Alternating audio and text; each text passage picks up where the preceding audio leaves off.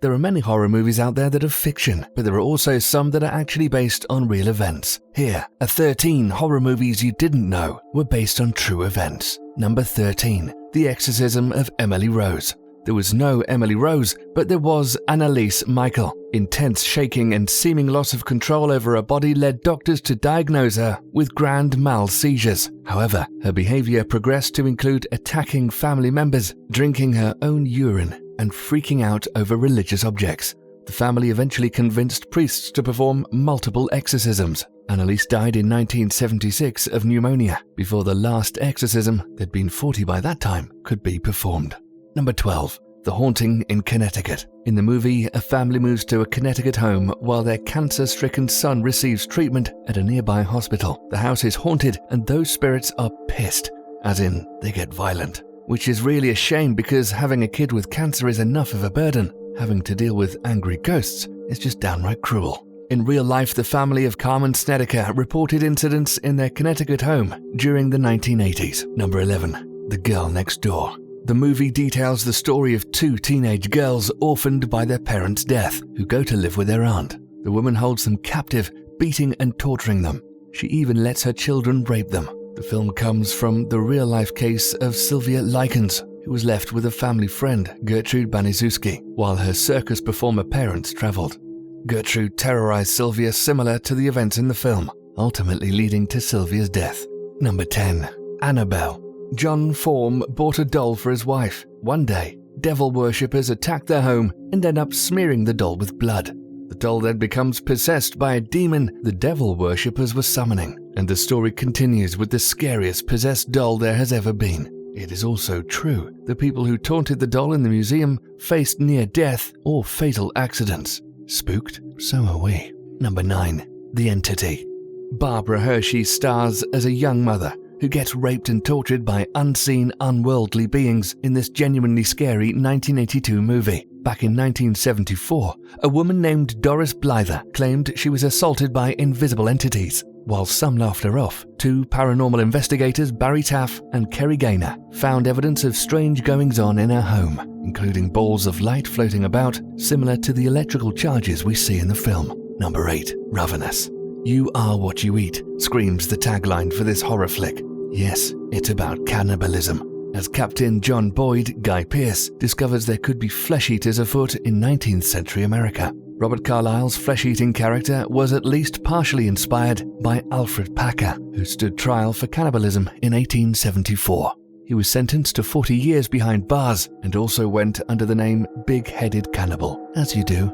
Number 7. PRIMEVAL. American newsbods Tim Manfrey, Dominic Purcell, and his cameraman Stephen Johnson, Orlando Jones, head to Burundi hoping to track down a man-eating crocodile. They get more than they bargained for when the croc turns out to be a 25-foot monstrosity. A 20-foot-long crocodile called Gustave really does live in Burundi. He's thought to be 65 years old and is generally considered to have eaten around 300 people. Sometimes true life really is worse than the movies. Number 6. The Possession.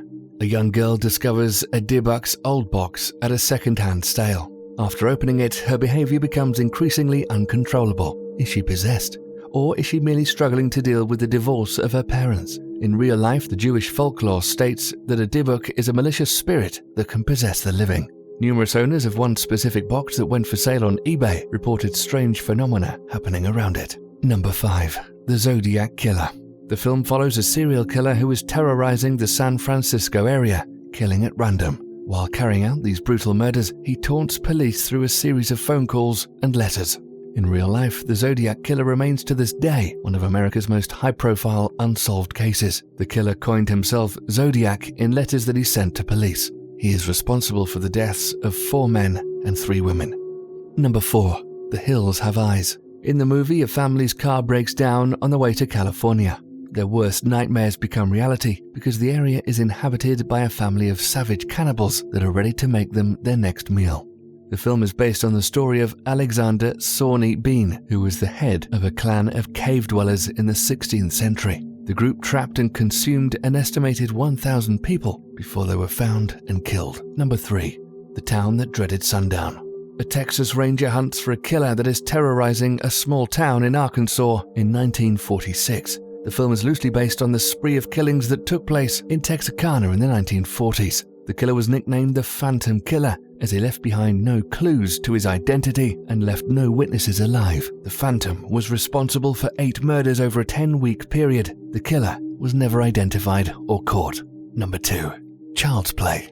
Serial killer gets cornered by police in a toy store. In a last-ditch effort, he transfers his soul to a good guy doll. After being purchased, the doll comes to life and kills a babysitter and talks without batteries. This film is inspired by a nurse in real life who allegedly put a voodoo curse on Robert Eugene Otto. The curse would make one of his childhood dolls come to life and terrorize him at night. Number 1. The Exorcist. In the movie, Regan McNeil, a sweet, normal teenage girl, gets possessed by the demon Pazuzu while she and her mother are visiting Washington, D.C. Her mother enlists the help of 2 priests to free her daughter from the demon. The Exorcist is based on the real-life story of Ronald Doe, the pseudonym given to a boy that became possessed in 1949 after conducting Ouija board sessions. The Catholic Church was brought in to perform an exorcism.